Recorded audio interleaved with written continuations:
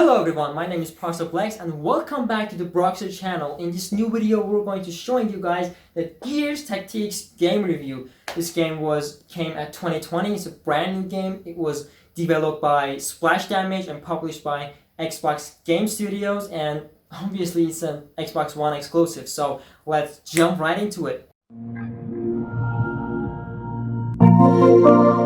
Like the third-person shooter of the proper Gears series, Tactics has a linear campaign told with very pretty Unreal Engine-powered cutscenes between missions. It's easily the best-looking Tactics games you've played, thanks to those cutscenes and fastidiously detailed environments. The series is mostly known for its Mako, impossibly barrel-chested soldiers. It's hard to oversell how precisely this game translates the look and combat feel of the other Gears games into this overhead turn-based perspective, down to the magnetizing slide into cover that characters make. Gearstactics is an aggressive strategy game that throws piles of enemy at you because it knows just how powerful the tools at your disposal are. It knows you've got frag grenades that can turn a pack of 5 enemies into chicken nuggets, or a chainsaw gun that has a 100% chance to slide even a full health Lucas soldier in half. While it first looks an awful lot like XCOM, which has inspired a wave of strategy games this decade, Gearstactics plays differently. Every turn in XCOM is about the tension of how few moves you can make, the dramatic risk of missing a single shot and scrambling for a backup plan. Gears is more freeform, giving each of the 4 soldiers you take into a mission 3 actions per turn, any combination of moving, shooting, and special abilities you want. Every time one of your soldiers performs an execution move on a near-death enemy, the rest of the squad gets an extra action point for the turn. Gearstactics does lose the sharp edge of danger in XCOM, where dealing with units dying through the campaign is arguably a feature. Unless you play on the highest difficulty setting in Gears, you can revive soldiers multiple times, and on the recommended intermediate setting, or if you're not playing on Insane, you probably won't care much about the system of recruits that join your squad, though the option does exist to give them custom names and makeovers if you want to. Gearstactics builds on its executions really well through class skills and its take on Overwatch, a skill popularized by XCOM that lets you fire on enemies when they move. Put a gear on Overwatch with 3 action banked up and they can fire 3 times. But enemies use Overwatch aggressively too, to pin down your squad. Gears' freeform action system is more forgiving than XCOM's, but it's often set up these puzzles for you to get out of, where 2 members of your squad can't move without getting shot to pieces, and the other 2 have to kill the overwatching Lucas to free them up and to use those actions safely. Each of the 5 classes, Support, Vanguard, Scout, Heavy, and Sniper, have many skills that play into the action system in clever ways.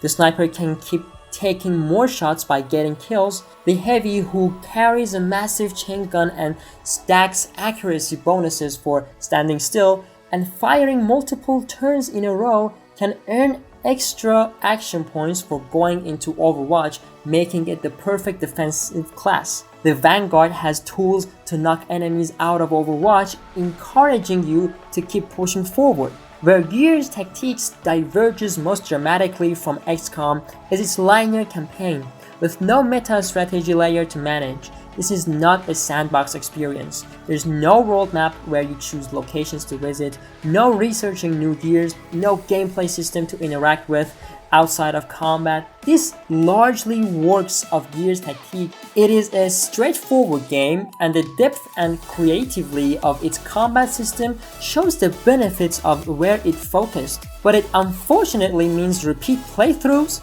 will present a mostly identical challenge. Each of the campaign's 3 acts ends with a set-piece boss battle, which is an exciting thing to have in a tactics game. Unfortunately, all 3 bosses use essentially the same mechanics and they don't change throughout the fights. The bosses also have giant health pools, so after 5 minutes you've seen all the boss has to offer but likely still have another 30 minutes of health to chip away at. This frustration is exacerbated by how thin the narrative is for some of the campaign. For example, there is a side mission where you have to hold a pair of control points against waves of locust attacks, and it will end up doing the exact same thing in the next story mission, with just a couple of lines of dialogues added to the letter. The same basic mission types are repeated many times by the end, which would be fine for the side missions if the campaign didn't also fall back on using them too. The cutscenes looks great, but the story is front-loaded and specially stretched out in the third act. A few more set pieces would have helped there. The skill tree for each class branch into 4 specialties, but you can freely choose how to mix those skills to create a more hybrid build. The shotgun-toting scout, for example, can head forwards the raider's specialty and focus on pure shotgun damage output, with a powerful rampage skill that will keep targeting new enemies as long as each shot brings one down.